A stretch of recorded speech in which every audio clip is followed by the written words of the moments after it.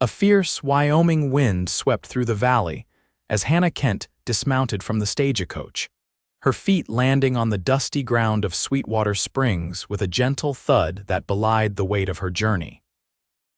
The year was 1878, and like many women venturing west alone, Hannah carried her life's possessions in a single trunk and the invisible burden of a past she'd rather forget. Her gloved hand clutched a crumpled letter advertising for a housekeeper at the Preston Walker Ranch, 10 miles outside of town, a position that promised not just employment, but perhaps the new beginning she so desperately needed. "Miss, you sure you've got the right stop?" The stagecoach driver eyed her skeptically as he handed down her trunk.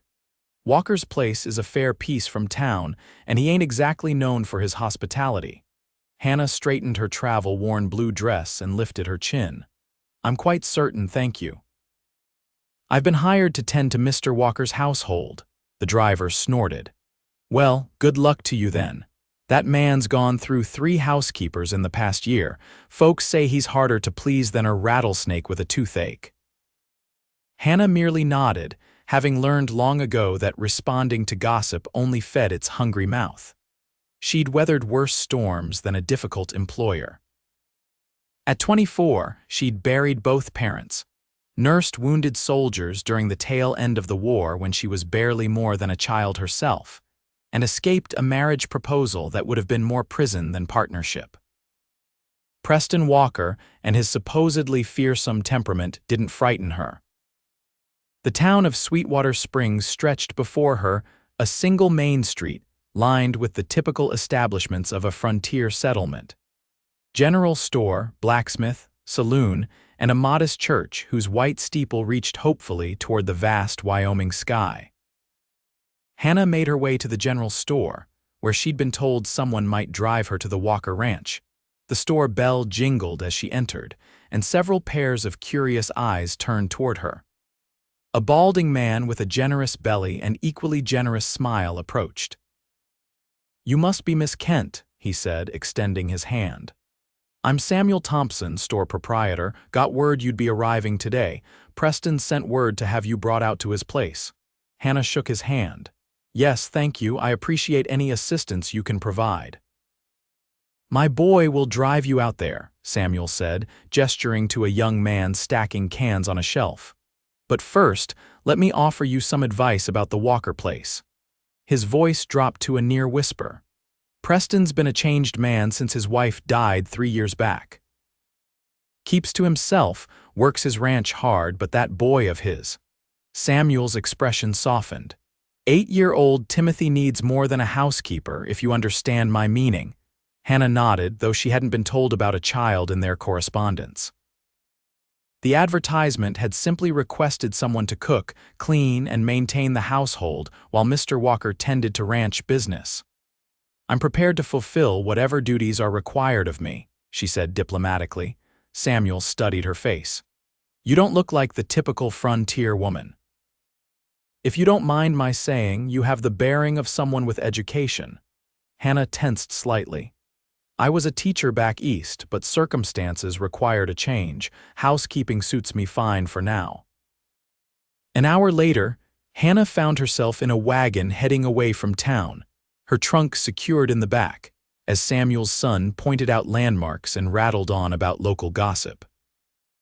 The landscape stretched in all directions, rolling grasslands giving way to distant mountains, the vastness of it both liberating and terrifying. "There it is," the young man said eventually, pointing toward a modest homestead nestled against a backdrop of cottonwood trees. "Walker Place." As they approached, Hannah took in the details. The main house was larger than she'd expected, a 2-story structure built of rough-hewn logs with a covered porch stretching across the front. A barn and several outbuildings stood nearby, and beyond them, fenced pastures where cattle grazed. It wasn't the most impressive ranch she'd seen since heading west, but it spoke of hard work and determined prosperity. The wagon had barely stopped when the front door flew open and a small figure raced out. A boy with untamed sandy brown hair and knees caked with dirt skidded to a halt in front of the wagon.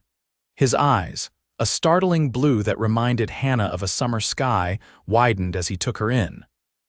"Are you the new lady?" he asked bluntly, bouncing on his toes with barely contained energy. "Timothy Walker, where are your manners?"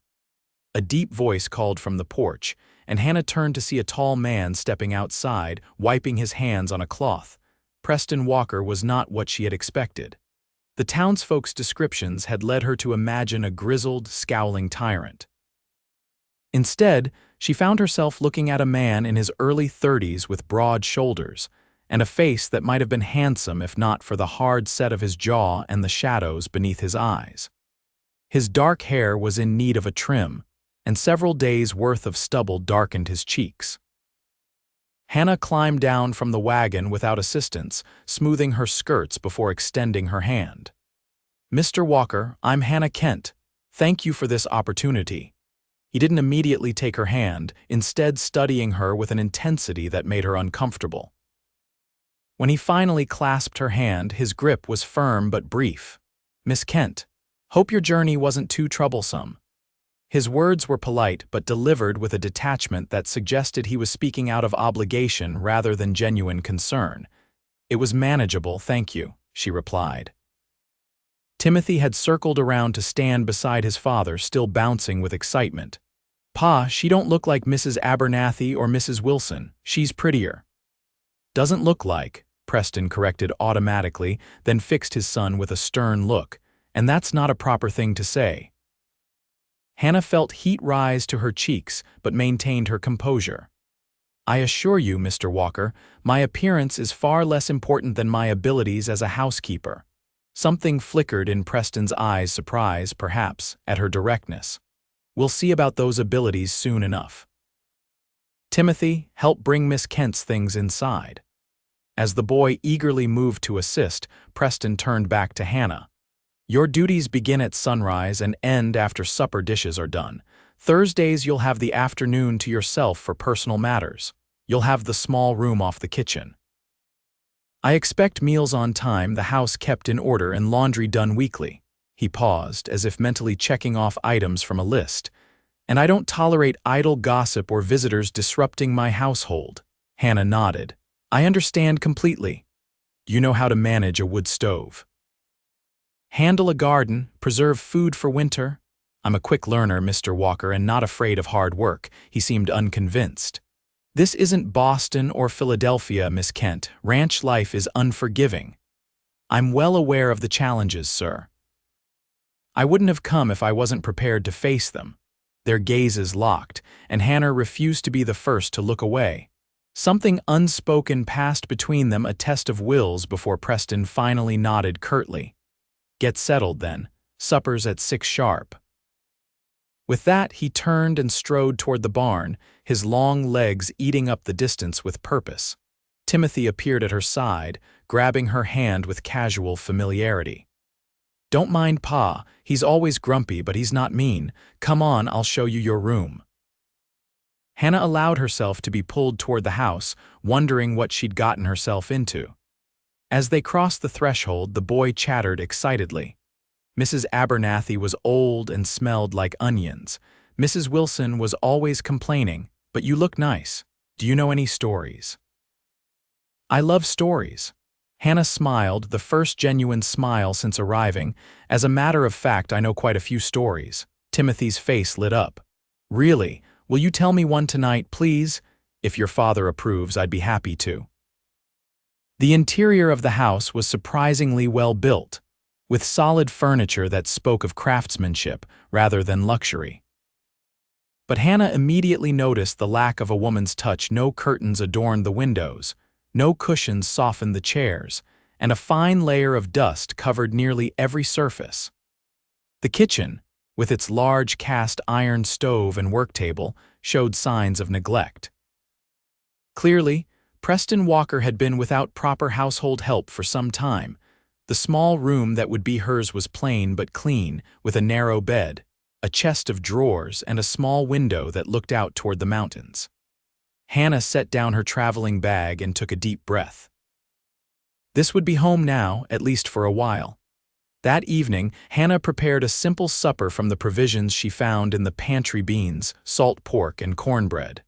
Not elaborate, but filling and hot. When Preston and Timothy came in from their chores, both stopped short at the sight of the properly set table. "Smells good," Timothy said, rushing to his seat. Preston's expression remained guarded as he washed his hands in the basin by the door. "We usually eat in the kitchen." "The dining table seemed more appropriate," Hannah replied, setting down a pitcher of water. "But we can eat wherever you prefer." A moment of silence stretched between them before Preston sighed. "This is fine." They ate mostly in silence, broken only by Timothy's occasional questions directed at Hannah where she was from: Pennsylvania. If she had brothers or sisters, none living. And if she knew how to ride a horse, yes, but not well. Preston said little, though Hannah caught him watching her with an unreadable expression several times. After the dishes were washed and put away, Timothy approached his father, who was reviewing some papers at the table. "Pa, Miss Kent knows stories. Can she tell me one before bed, please?" Preston looked up first at his son, then at Hannah. "Stories." Hannah dried her hands on her apron. "I used to be a teacher, Mr. Walker. I often told stories to my students." "Please, Pa," Timothy pleaded. "Just one." After a moment's consideration, Preston nodded. "One story." "Then straight to bed." Timothy whooped with joy and grabbed Hannah's hand, pulling her toward the stairs. "Come on, I'll show you my room." Hannah glanced back at Preston, who had already returned to his papers, though she suspected he wasn't really reading them. Timothy's room was exactly what one would expect of an 8-year-old boy, cluttered with treasures like interesting rocks, feathers, and a carved wooden horse. A hand-sewn quilt covered his bed, and Hannah wondered if it had been made by his mother. As Timothy settled under the covers, his eyes bright with anticipation, Hannah sat on the edge of his bed. "What kind of story would you like to hear? An adventure, with cowboys and Indians and wild horses?" Hannah smiled. "All right, then." Once upon a time, there was a brave cowboy named Jack who rode the wildest Mustang in all the territory. She wove a tale of adventure and courage, watching Timothy's eyes grow wider with each twist in the story. When she finished, the boy was nearly asleep. "That was the best story ever," he murmured.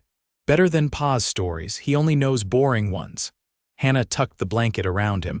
"Perhaps your father knows different kinds of stories." "Will you tell me another one tomorrow night, if your father allows it?" Timothy yawned. "He will." "He has to. You tell the best stories." Hannah quietly left the room, closing the door behind her. As she descended the stairs, she found Preston standing at the bottom, his expression thoughtful. "He's asleep?" he asked. "Nearly. He's a wonderful boy, Mr. Walker." Preston nodded, a flicker of pride crossing his face before it returned to its usual guardedness. "He likes you. Children are often quick to form attachments, and just as quick to have them broken." There was an edge to his voice that suggested personal experience. Hannah met his gaze steadily. "I have no intention of breaking any promises I make to your son, Mr. Walker. We'll see." He moved aside to let her pass. "Good night, Miss Kent." "Good night, Mr. Walker." As Hannah retired to her small room, she wondered about the man whose house she had come to tend. There was more to Preston Walker than the gruff rancher he presented to the world. She had seen it in the way he looked at his son when he thought no one was watching.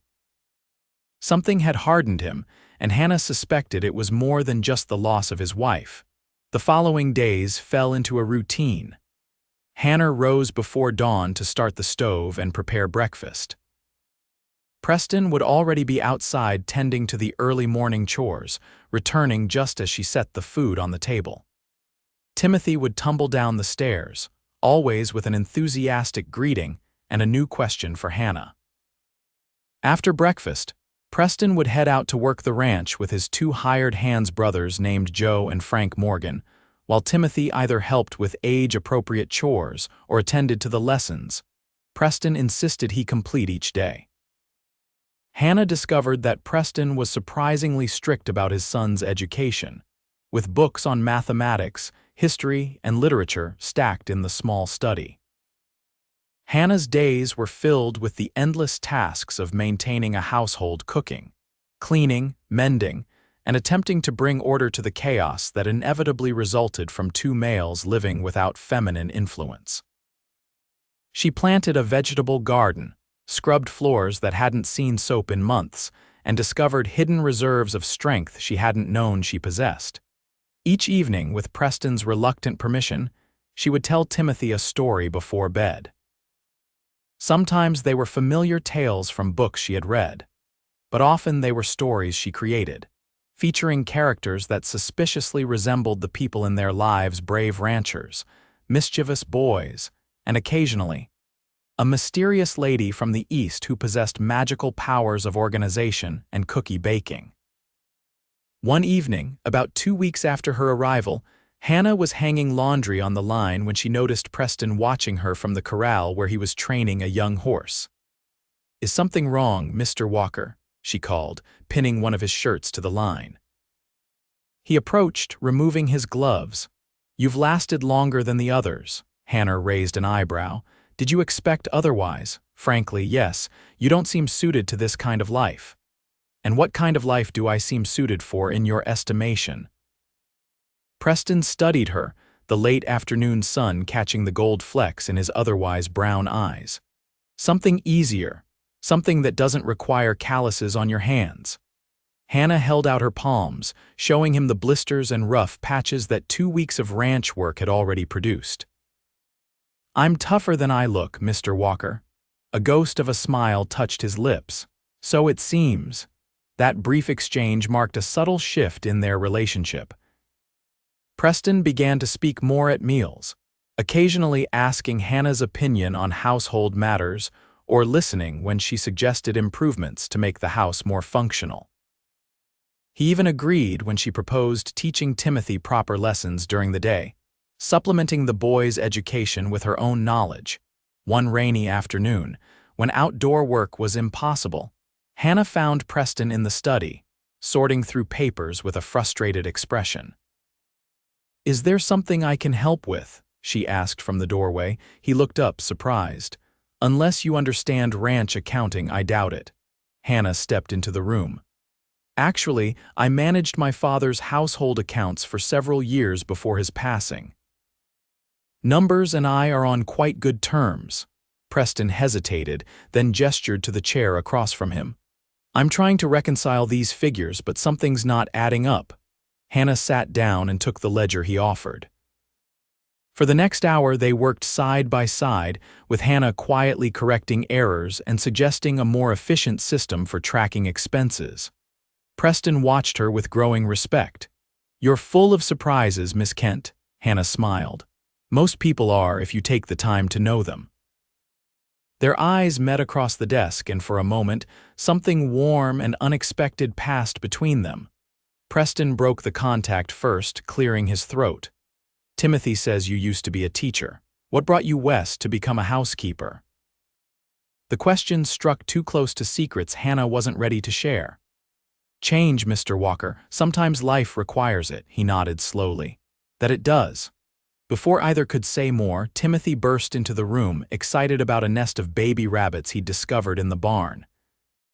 The moment passed, but Hannah felt something had shifted once again. That night, after Timothy was asleep, Hannah sat on the porch, enjoying the cool evening air and the spectacular canvas of stars that only the western sky could provide. The sound of boots on wood announced Preston's arrival. "Mind if I join you?" he asked. "It's your porch, Mr. Walker." He sat in the chair beside her, stretching his long legs out before him. "After nearly a month, I think you could call me Preston." Hannah smiled into the darkness. "Only if you call me Hannah." "Fair enough, Hannah." The way he said her name, slightly hesitant but warm, sent an unexpected shiver through her. They sat in comfortable silence for a while, listening to the night sounds: crickets chirping, an owl hooting in the distance, the occasional rustle of wind through the cottonwoods. "Timothy adores you," Preston said finally. "Those stories you tell him, I haven't seen him this happy since before his mother died. He's a special child, bright, curious, full of life. He gets that from Catherine. She was always full of energy, always seeing the wonder in things." There was deep affection in his voice, but also unmistakable pain. "You must miss her very much," Hannah said softly. Preston was quiet for so long that Hannah thought he wouldn't answer. When he finally spoke, his voice was rough with emotion. "Every day, she was everything bright in my life. When the fever took her, it was like the sun went dark." He paused. "Timothy was only 5. He remembers her, but those memories are fading. Sometimes that feels like losing her all over again." Hannah's heart ached for him, for the boy, for the woman she'd never know. "Perhaps you could tell Timothy stories about her, keep her memory alive through your words." "I'm not good with words, not like you. You don't need to be eloquent, just honest." Preston turned to look at her, his face half in shadow. "You're an unusual woman, Hannah Kent." "I'll take that as a compliment." It was meant as one. Another comfortable silence fell between them before Preston spoke again. "The spring cattle drive starts next week. I'll be gone for about 10 days with the men." Hannah nodded. She'd heard them discussing the preparations. "Will you be all right here alone with Timothy?" he asked. "Of course, we'll manage fine." Preston seemed relieved. "I've never left him since Catherine died, but I trust you with him." The simple statement carried enormous weight, and Hannah felt the responsibility of it settle on her shoulders. "I'll take good care of him, I promise." As Preston stood to go inside, he hesitated, then placed his hand briefly on her shoulder. "Thank you, Hannah, for everything you've done here." His touch, though fleeting, left a warmth that lingered long after he'd gone inside. The days leading up to the cattle drive were filled with intensive preparation. Preston and his men worked from dawn until well after dusk, checking equipment, preparing provisions, and ensuring the cattle were ready for the journey to the railhead. Hannah found herself cooking enormous meals to fuel their labor and packing supplies that would sustain them on the trail. Timothy alternated between excitement at being the man of the house, while his father was away, and anxiety about the separation. The night before Preston's departure, Hannah found the boy sitting on the porch steps, uncharacteristically quiet. "What's troubling you?" she asked, sitting beside him. Timothy kicked at the dirt with his boot. "What if Pa doesn't come back?" "Of course he'll come back." "Your father is very experienced." "Ma didn't come back," Timothy said softly. "She went to town to help Mrs. Rodriguez have her baby, and she never came home." Hannah's heart broke for the child's simple statement of loss. "That was different, Timothy. Your mother became ill." "It wasn't because she left home. But bad things happen. Pa could get hurt, or Indians could attack, or..." Hannah put her arm around his small shoulders. "Your father is strong and smart, and he has good men with him. They'll take care of each other." Timothy leaned against her. "Will you tell me a story every night until he comes back, so I don't feel scared?" "Every single night," Hannah promised. From the doorway, unseen by either of them, Preston watched the exchange, his expression a complex mixture of gratitude and something deeper, more painful, the recognition that his son had found comfort in someone other than himself, and the conflicted feelings that stirred within him. The morning of departure arrived with a glorious sunrise that painted the sky in shades of orange and pink. Preston and his men were up before dawn, making final preparations as Hannah prepared a hearty breakfast. The atmosphere was charged with nervous energy and anticipation. As Preston prepared to mount his horse, Timothy clung to him fiercely. "Come back, Pa, promise you'll come back." Preston knelt to his son's level. "I promise, Tim. Take care of Miss Kent while I'm gone, all right? Be the man of the house." Timothy nodded solemnly. "I will." Preston stood and turned to Hannah. For a moment he seemed unsure what to say. "If there's trouble, the Morgan's place is 3 miles east. Their wives will help if needed." "We'll be fine," Hannah assured him. "Be safe." Almost impulsively, Preston reached out and squeezed her hand. 10 days. Maybe less if all goes well. Then he was on his horse, calling out final instructions to his men as they began moving the cattle out of the pasture and onto the trail. Hannah and Timothy stood in the yard, waving until the dust cloud that followed the herd had disappeared from sight. "Well," Hannah said brightly, turning to Timothy, "it seems we have the house to ourselves. What shall we do first?" Timothy considered this seriously. Can we have pancakes for supper? Hannah laughed. I don't see why not. The first few days without Preston passed smoothly. Hannah maintained the household routine while adding special activities to keep Timothy engaged: extra reading lessons, nature walks to collect interesting specimens, and baking projects that resulted in more flour on their faces than in the actual baked goods. Each night, true to her promise, Hannah told Timothy a story before bed. On the fourth day, dark clouds gathered on the horizon, and by afternoon, a fierce storm had descended upon the ranch. Rain lashed at the windows while thunder boomed overhead, making the house tremble. Timothy, despite his earlier claims of bravery, stuck close to Hannah as she moved through the house, checking windows and doors. "Is Pa all right in the storm?" Timothy asked worriedly as lightning illuminated the kitchen in a brief, harsh flash. "Your father has weathered many storms," Hannah reassured him. "He knows how to keep himself and the cattle safe." But as the storm intensified, Hannah found herself worrying as well. Cattle drives were dangerous enough in good weather. In a storm like this, spooked cattle could stampede, men could be thrown from horses, and a dozen other calamities might occur. That night, Timothy refused to sleep in his own room, so Hannah made a nest of blankets near the fireplace, and they camped there together, the warmth of the fire and Hannah's stories eventually lulling the boy to sleep. Hannah remained awake much longer, listening to the howling wind and praying for Preston's safety. The storm raged for 2 days before finally breaking, leaving behind mud-slicked paths and overflowing streams. Hannah and Timothy ventured outside to assess the damage a few fence posts down, the chicken coop missing some shingles, but nothing catastrophic. As Timothy splashed happily through puddles, Hannah noticed riders approaching from the east, 3 women on horseback, coming at a brisk pace. As they drew closer, she recognized Mrs. Morgan, wife of Joe Morgan, whom she had met briefly at church in town. "Miss Kent," Mrs. Morgan called as they approached. "Thank goodness you're all right. We came as soon as the creek was passable." "We're fine," Hannah assured her. "A bit damp, but no serious damage." Mrs. Morgan dismounted, her expression grave. "That's not why we've come. There's news from the cattle drive." Hannah's heart stuttered. "What's happened? Is it Preston?" "There was an accident. Lightning spooked the cattle during the storm. They stampeded." Mrs. Morgan glanced at Timothy, who had run up to greet the visitors.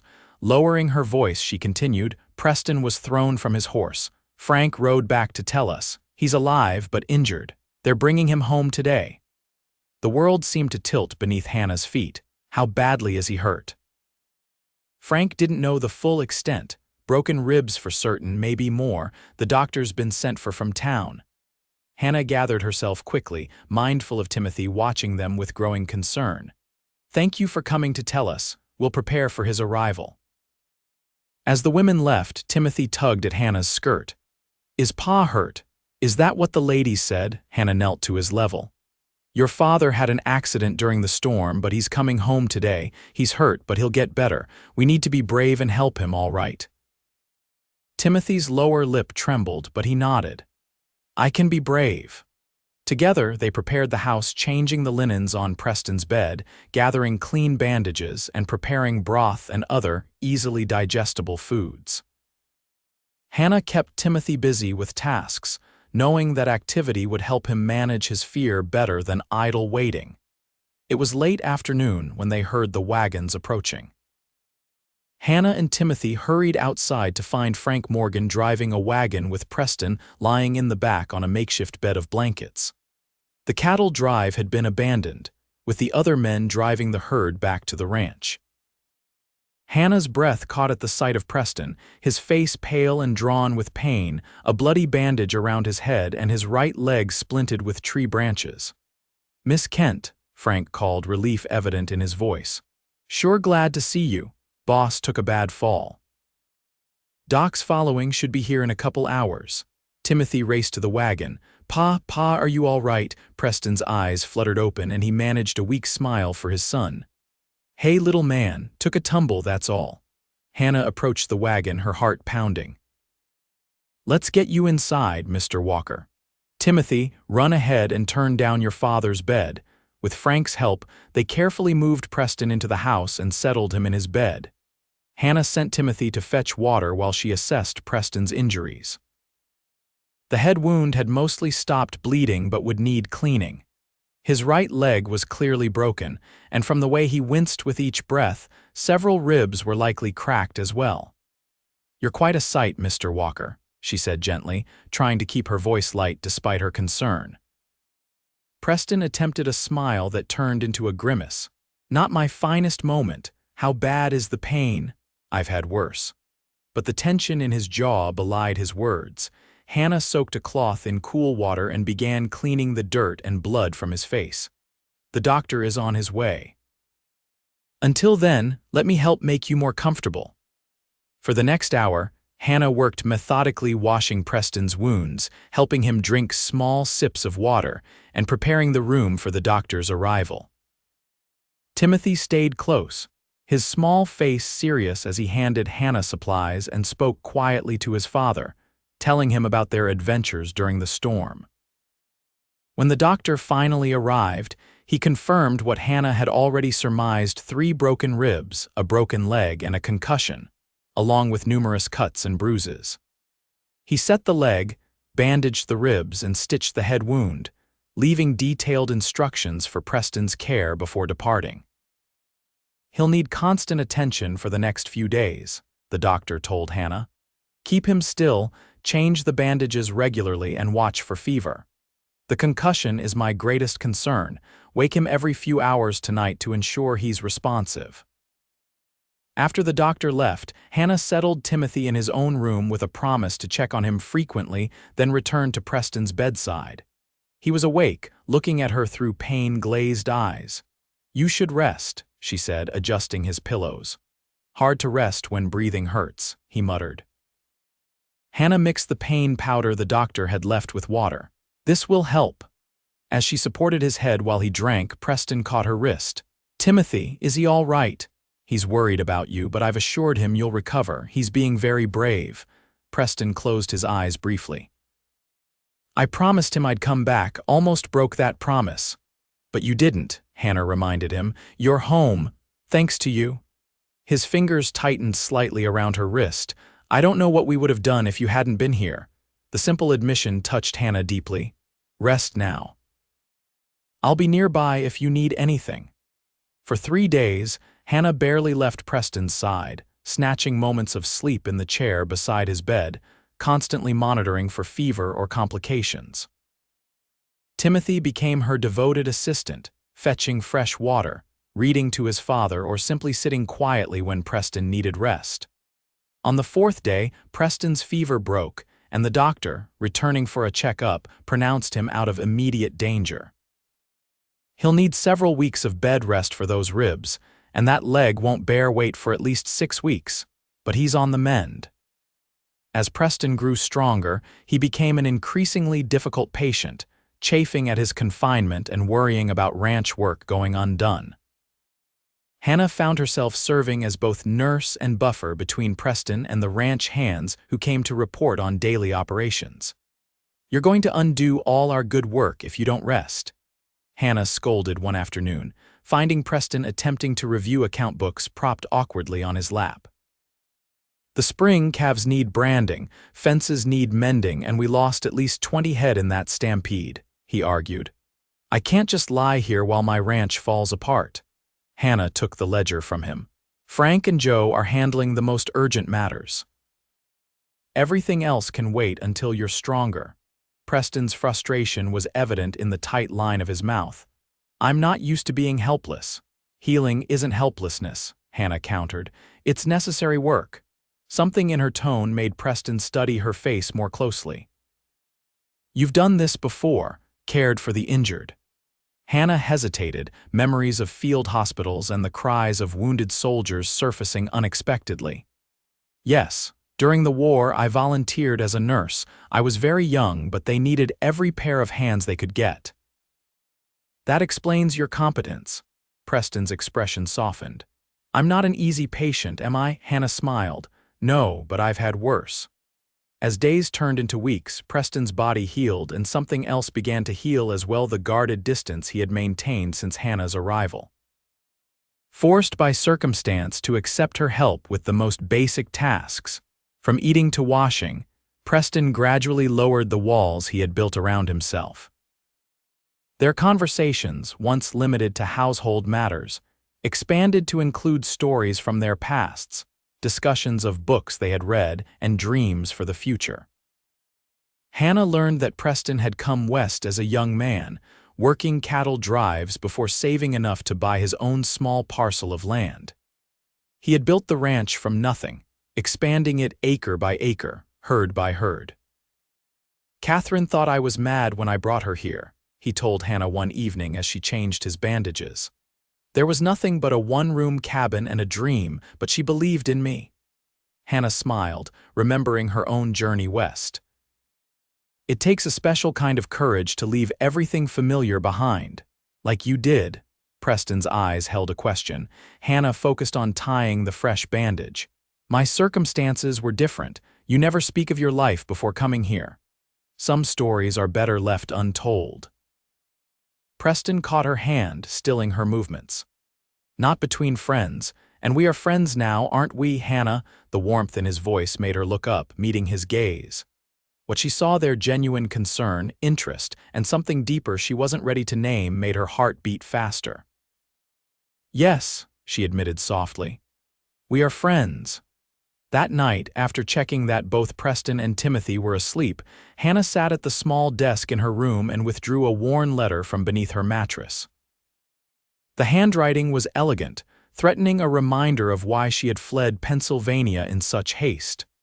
"My dearest Miss Kent," it began, the formal address a mockery given the contents that followed. "You may believe yourself beyond my reach, but I assure you, there is nowhere in this country where you can hide that I cannot find you. What is mine, I will possess." Hannah folded the letter with trembling hands. Judge William Blackwell had been her father's friend, a respected member of Philadelphia society, and a widower 30 years her senior.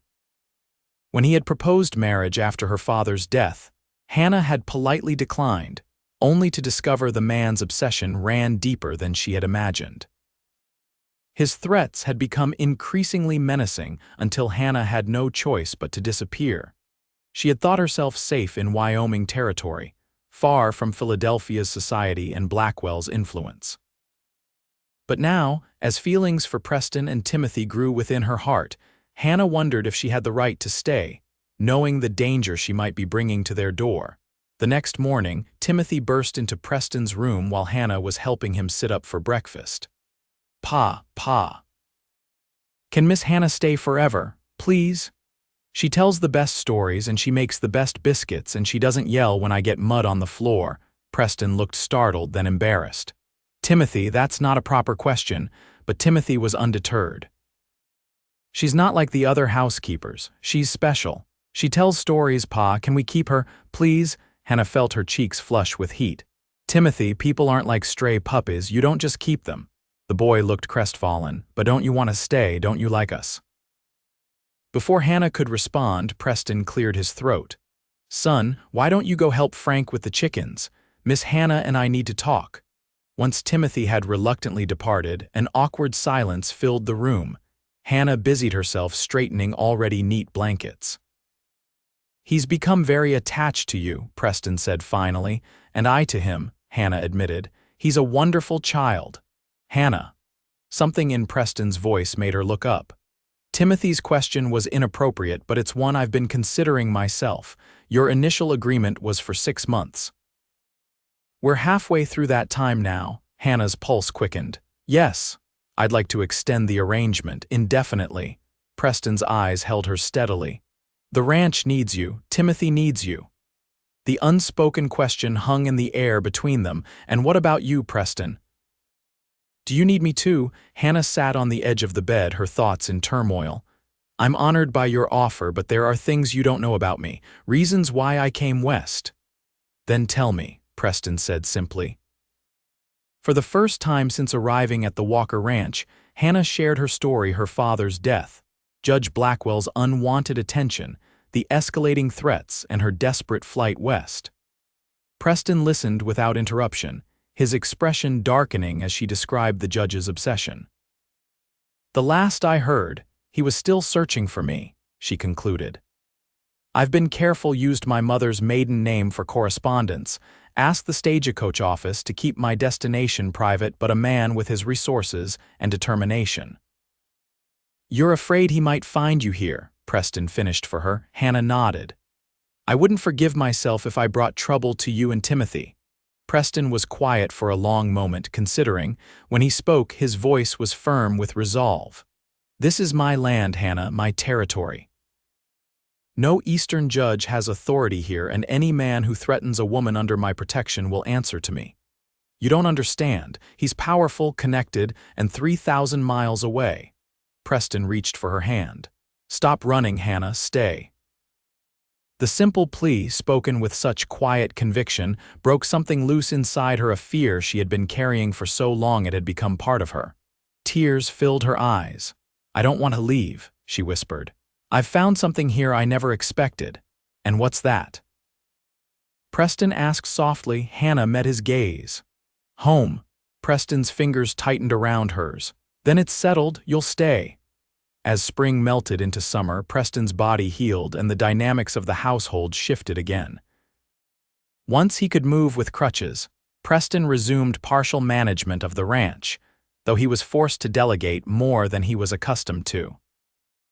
Hannah continued her household duties, but the boundaries of her role had blurred. She was no longer simply the housekeeper, but a trusted advisor, Timothy's teacher and Preston's confidante. The growing closeness between them did not go unnoticed. When they attended church in Sweetwater Springs, Hannah was aware of speculative glances and whispered conversations. Preston seemed oblivious to the gossip, but Hannah felt its weight, knowing that her position in the household was becoming increasingly ambiguous. One warm July evening, Preston found Hannah on the porch, watching the sunset paint the distant mountains with gold and crimson. His leg was healing well. He now walked with only a slight limp and the occasional support of a cane. "Timothy's finally asleep," he said, settling into the chair beside her. "He fought it hard tonight, too excited about the Independence Day celebration in town tomorrow." Hannah smiled.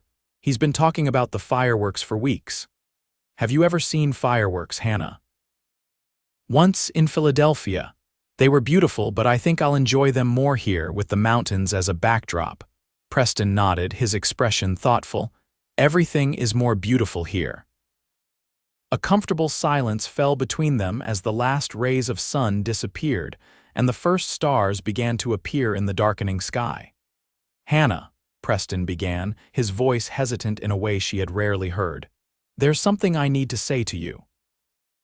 She turned to look at him, struck by the intensity in his eyes. "These past months having you here, it's changed everything, not just for Timothy but for me." He paused, searching for words. "After Catherine died, I never thought I'd feel this way again. I didn't want to, but you brought light back into this house, into my life." Hannah's heart began to race. "Preston, please let me finish. I know this isn't proper. You came here as my housekeeper, not to be courted by a widower with a young son. But I can't pretend anymore that what I feel for you is simply gratitude or friendship." He took a deep breath. "I love you, Hannah. I think I have since that first night you told Timothy a story and brought a smile back to his face." The declaration hung in the air between them, momentous and fragile. Hannah found herself speechless, overwhelmed by emotions she had been carefully guarding for months. "If you don't feel the same way," Preston continued, misinterpreting her silence, "I understand completely. Nothing needs to change. You can stay on as before, and I'll never mention this again." Hannah reached out, placing her hand over his. "Preston, stop. Of course I feel the same way. How could I not?" The relief that washed over his face was almost comical. "You do." "I've been fighting it, telling myself it was inappropriate, that I was just the housekeeper, that my past made me unsuitable." Preston cut her off by capturing her hand in both of his. "You are so much more than just anything, Hannah Kent. You're the bravest, most compassionate woman I've ever known, And your past only shows me how strong you are. Tears blurred Hannah's vision. I never expected to find love again, especially not here at the edge of civilization. Sometimes the things we need most find us when we've stopped looking for them. Preston reached up to gently brush a tear from her cheek. May I kiss you, Hannah? She nodded, unable to speak past the emotion tightening her throat. Preston leaned forward, his hand cradling her face as his lips met hers in a kiss that was gentle at first, then deepened with the release of long, restrained feelings. When they finally drew apart, both were breathing unevenly. Well, Hannah said, a smile breaking through her tears, that certainly changes things. Preston laughed, the sound of pure joy echoing across the porch. For the better, I hope, definitely for the better. The Independence Day celebration in Sweetwater Springs, the next day, took on a magical quality for Hannah. The small town had transformed itself with bunting and flags, and families from outlying ranches had converged for the festivities. There was a community picnic, games for the children, and a reading of the Declaration of Independence by the schoolmaster. Throughout the day, Preston stayed close to Hannah, his hand occasionally finding hers when no one was looking, his eyes seeking her out across crowded spaces. They hadn't discussed how or when to make their feelings public, but Hannah sensed that Preston was barely restraining himself from announcing it to everyone they met. Timothy, oblivious to the new understanding between them, flitted from activity to activity, returning periodically to share his experiences. And the treasures he'd collected: a ribbon from a race he'd won, a piece of candy from Mrs. Thompson, a small wooden whistle carved by the blacksmith. As dusk approached, families spread blankets on the hillside overlooking town, preparing for the fireworks display. Preston found a spot somewhat removed from the others, and the three of them settled there, Timothy nestled between Hannah and Preston. This is the best day ever, Timothy declared, leaning against Hannah's side. Preston's eyes met Hannah's over the boy's head. One of many to come, he said softly. As the first rockets exploded overhead, painting the sky with bursts of color, Timothy gasped in wonder. Preston's hand found Hannah's behind the boy's back, their fingers intertwining in a silent promise. Later that night, after a sleepy Timothy had been tucked into bed, Preston and Hannah stood once more on the porch of the ranch house, the memory of fireworks still bright in their minds. I want to do this properly, Preston said, taking both her hands in his.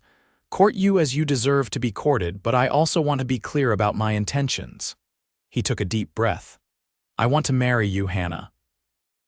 Not right away, we can take time, let Timothy adjust to the idea, give people a chance to see us as a couple rather than employer and employee. But I want you to know that's where my heart is heading. Hannah felt a surge of joy so intense it was almost painful. I want that too. Preston pulled her gently into his arms, holding her as if she were something infinitely precious. Then that's settled, he murmured against her hair. The rest is just details. Over the following weeks, their relationship gradually became known in the community. There were raised eyebrows and whispers at first, but most people in Sweetwater Springs had come to respect Hannah during her months there. And Preston's happiness was too evident to be begrudged by even the most dedicated gossips.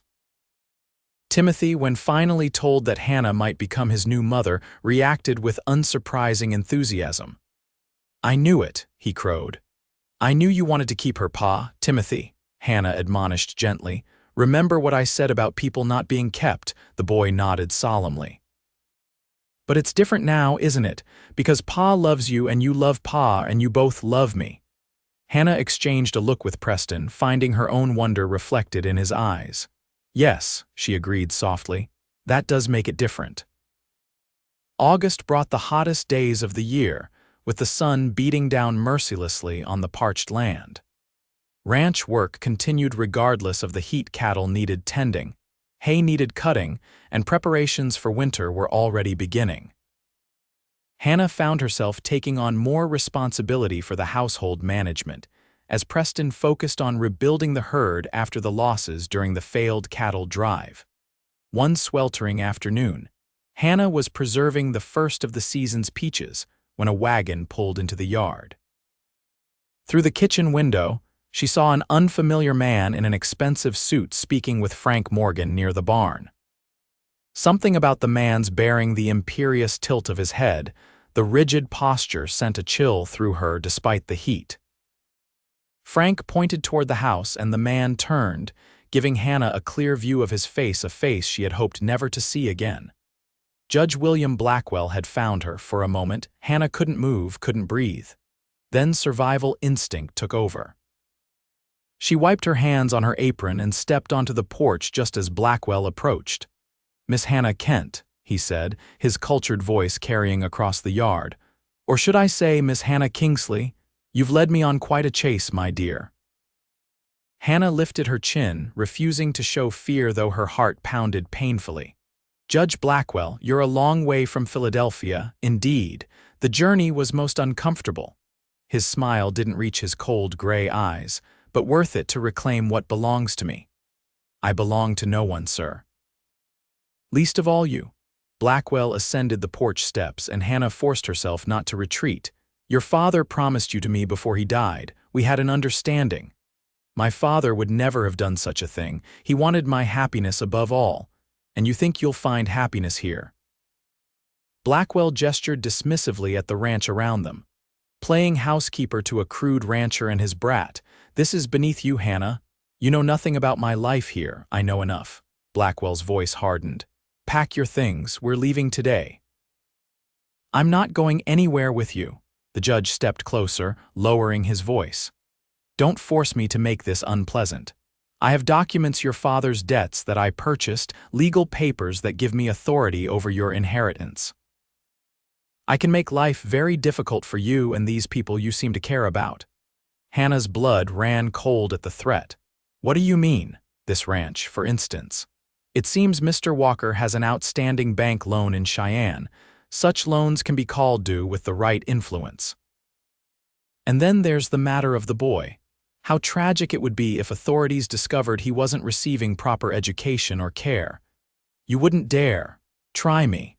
Blackwell's eyes glittered with malice. "You have 1 hour to gather your belongings." Before Hannah could respond, the sound of approaching horses drew their attention. Preston and Timothy were returning from checking the north pasture. Timothy waved excitedly when he saw Hannah, but Preston's expression darkened as he took in the unfamiliar visitor and Hannah's evident distress. He dismounted quickly, helping Timothy down before approaching the porch. "Hannah, is everything all right?" Blackwell turned, assessing Preston with a contemptuous glance. "Ah, Mr. Walker, I presume. I am Judge William Blackwell of Philadelphia. Miss Kingsley and I have some business to conclude." Preston's gaze flicked to Hannah, confusion evident. "Kingsley, my real name," Hannah admitted, her voice barely audible. "Kent was my mother's maiden name," understanding dawned in Preston's eyes. "This is the man you told me about." "The one who threatened you." Blackwell's eyebrows rose. "Threatened? My dear Hannah, you have a flair for the dramatic. I merely reminded you of your obligations." Preston stepped between Hannah and Blackwell. "Whatever obligations you think exist, they're null and void here.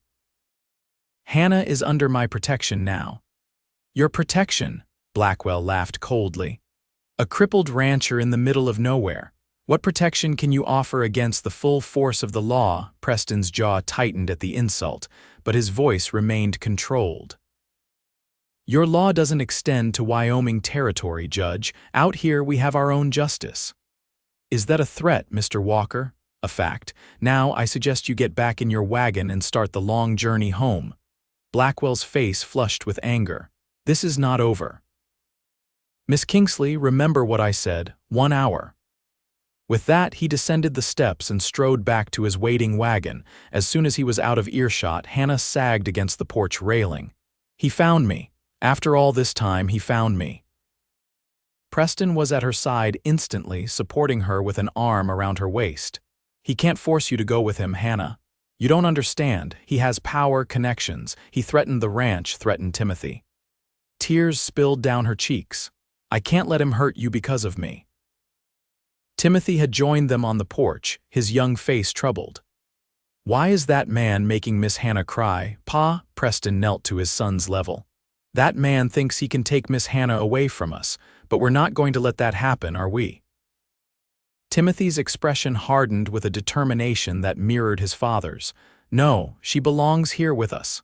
Preston stood, his decision made. "Timothy, go find Frank and Joe. Tell them I need them at the house right away." As the boy raced off, Preston turned back to Hannah. "We're going to fix this once and for all." Within minutes, Frank and Joe Morgan had arrived, followed by several other neighboring ranchers who happened to be helping with fence repairs. Preston quickly explained the situation, and a plan was formed. While Hannah remained inside with Timothy, the men positioned themselves around the property. A clear message to Blackwell that Hannah would not be leaving. An hour passed, and as promised, Blackwell's wagon returned. This time, however, he was not alone. The town sheriff rode alongside him.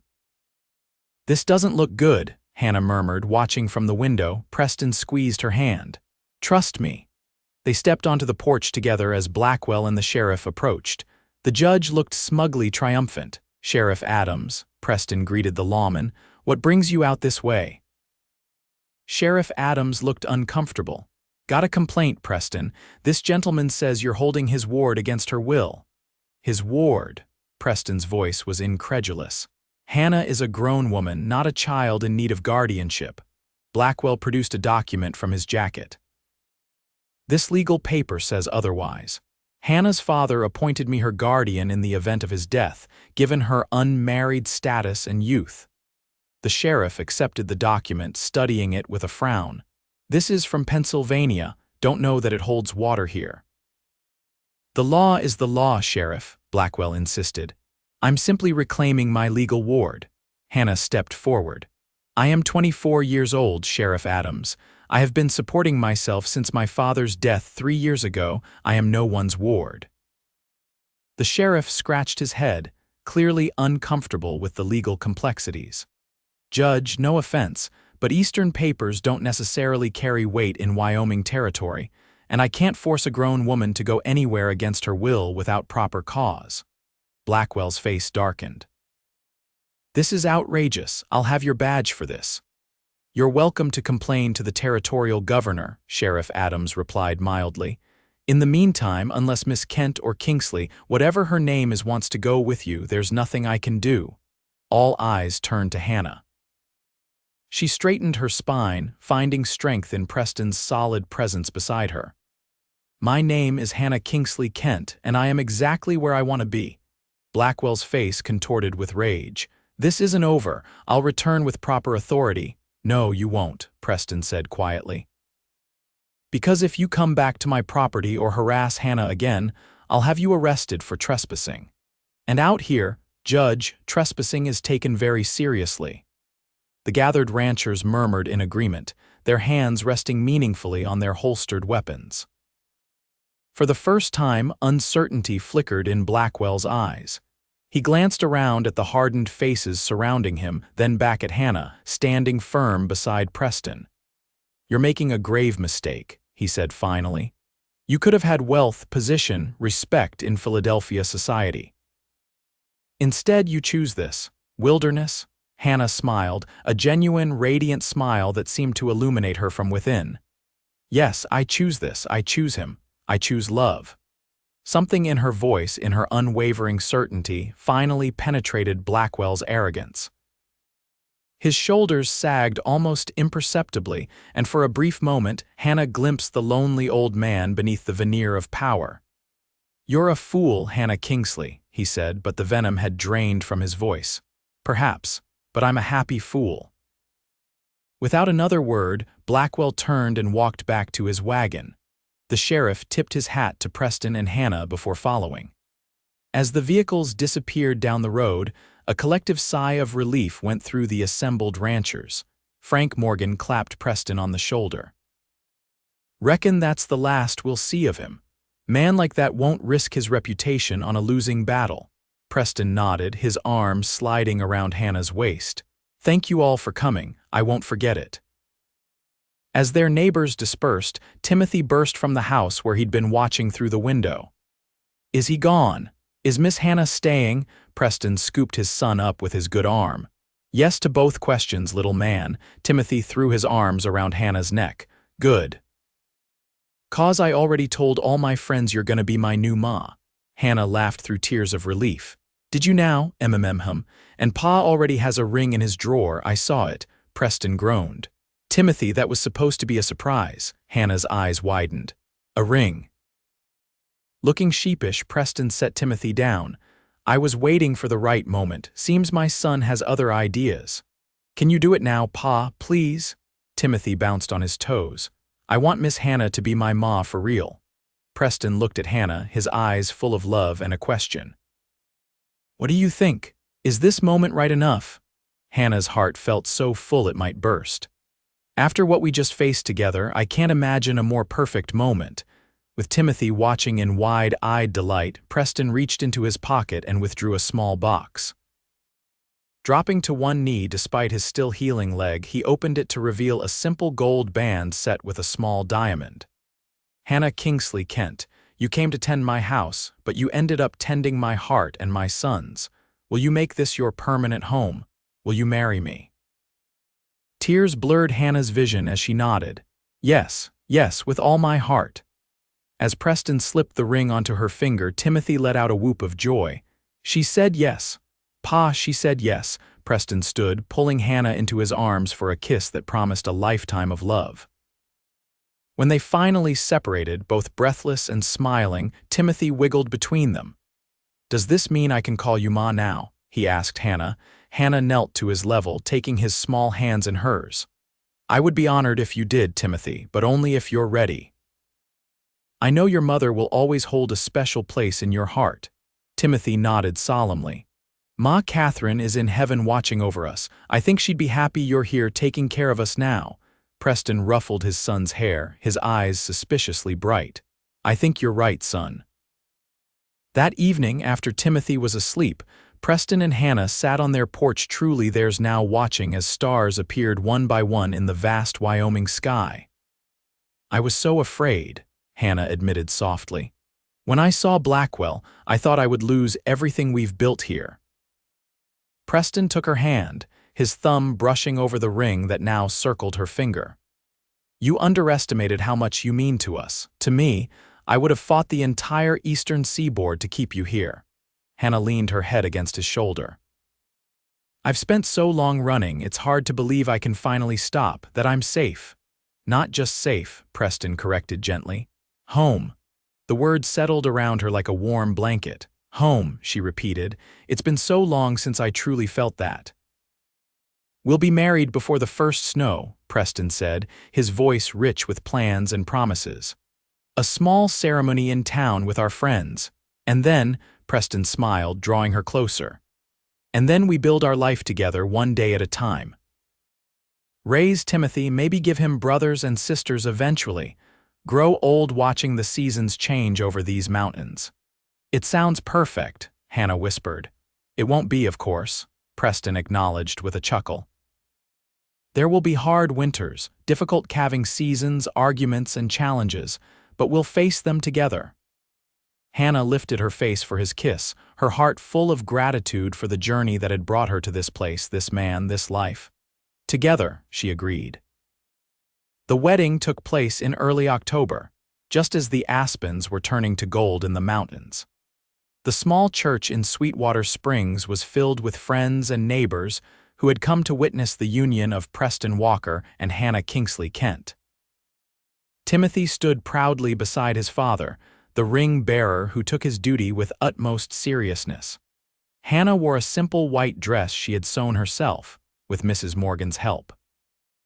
As she walked down the aisle, her eyes fixed on Preston waiting for her at the altar, she marveled at the twists of fate that had led her to this moment. "Dearly beloved," the pastor began, "we are gathered here today to join this man and this woman in holy matrimony."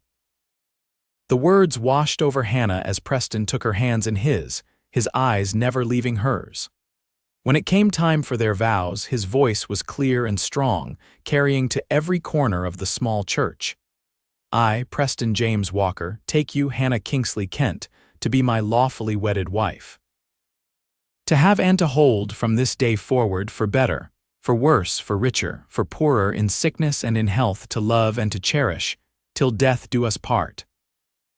Hannah's voice trembled slightly as she repeated the ancient promises, overwhelmed by the knowledge that she was gaining not just a husband but a family, a home, a future free from fear. When the pastor pronounced them husband and wife, Preston's kiss was both tender and passionate, a perfect balance that seemed to define their relationship. Timothy cheered loudly, causing laughter to ripple through the congregation. The celebration continued at the ranch, where tables had been set up in the yard and decorated with autumn flowers and ribbons. Lanterns hung from tree branches, ready to illuminate the gathering as day turned to evening. Friends brought food and drink, music and laughter, surrounding the new family with warmth and goodwill. As dusk fell, Preston found Hannah standing at the edge of the celebration, watching Timothy play with the other children. "Mrs. Walker," he said, slipping his arm around her waist.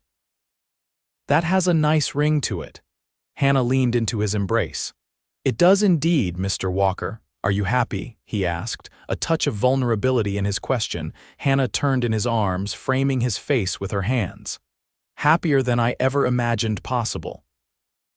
Over Preston's shoulder, she saw Timothy approaching, his face alight with excitement. "Ma, Pa, come dance with us." The word "ma" still brought tears to Hannah's eyes each time Timothy used it. Preston squeezed her hand before they both allowed themselves to be pulled into the circle of dancers. As they moved to the lively fiddle music, Hannah caught glimpses of their future in the faces around them, the community that had become their extended family, the land that had become their home, the love that had found them both when they least expected it. Later that night, after the guests had departed and Timothy had finally succumbed to exhaustion, Preston carried his bride across the threshold of their home not as employer and housekeeper, but as husband and wife. "Welcome home, Mrs. Walker," he whispered against her lips. Hannah's arms tightened around his neck. "I've been home since the day I arrived. I just didn't know it yet." 5 years later, Hannah stood on the porch of the Walker Ranch house, watching as Preston taught their 3-year-old daughter, Catherine, to ride her first pony. Timothy, now 13 and growing tall like his father, walked alongside, one hand on the pony's bridle, the other ready to catch his little sister if she slipped. Hannah's hand rested on her swollen belly, where their third child, another girl, she suspected would arrive before winter. The ranch had prospered under Preston's management, expanding to nearly twice its original size. The house had grown as well, with new rooms added for their expanding family and modern conveniences that made Hannah's work easier. Judge Blackwell had never returned, though they heard through Eastern connections that he had died the previous winter, a lonely old man whose power had ultimately brought him no happiness. Hannah had felt a complicated mixture of relief and pity at the news. As she watched her family in the golden afternoon light, Hannah thought about the journey that had brought her here, the fear that had driven her west, the courage it had taken to start anew, and the love that had transformed a job into a destiny. Preston looked up, catching her eye across the yard. Even after years of marriage, that simple connection still sent warmth spreading through her chest. He said something to Timothy, handed Catherine's reins to the boy, and walked toward the house. "How are my girls?" he asked as he climbed the steps, placing one hand on Hannah's belly and the other on her cheek. "We're perfect," Hannah replied, leaning into his touch. "Timothy's taking Catherine for another circuit. He's so good with her." Hannah nodded, pride shining in her eyes. "He's going to be a wonderful big brother again. He's already chosen names for the baby, you know," Preston laughed. "Let me guess, Thunderbolt if it's a boy, Starlight if it's a girl, close, Lightning and Moonbeam." They both chuckled, watching as Timothy carefully led the pony around the corral, Catherine bouncing excitedly in the tiny saddle. "Do you ever regret it?" Preston asked suddenly. "Coming west, taking a position as a housekeeper when you could have had a different life?" Hannah turned to face him fully.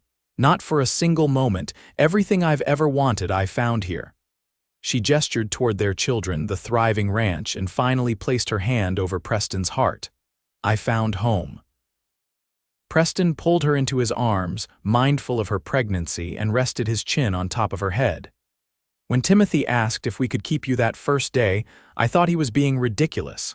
Little did I know how wise my 8-year-old son was. Hannah smiled against his chest. Out of the mouths of babes. Ma, Pa, look, Catherine's excited voice carried across the yard. I'm riding all by myself. They turned to see Timothy had stepped back, allowing the little girl to balance on her own while still holding the lead rope. Catherine's face was alight with accomplishment and joy. We're watching, sweetheart, Hannah called back. You're doing wonderfully. As the sun began its descent toward the distant mountains, painting the sky in shades of orange and pink, Hannah thought about the story of their lives, how a woman who came to tend a cowboy's house had found not just employment but a family, how a child's simple request to keep the lady who told stories had led to a love that would span decades, how the Wild West had offered not just refuge but redemption. It was, Hannah decided, the best story of all.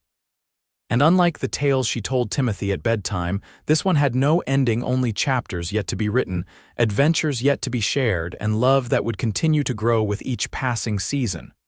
Shall we join them? Preston asked, offering his arm. Hannah slipped her hand into the crook of his elbow.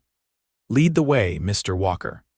Together, they stepped off the porch and walked toward their children, the future stretching before them as vast and promising as the Wyoming sky above.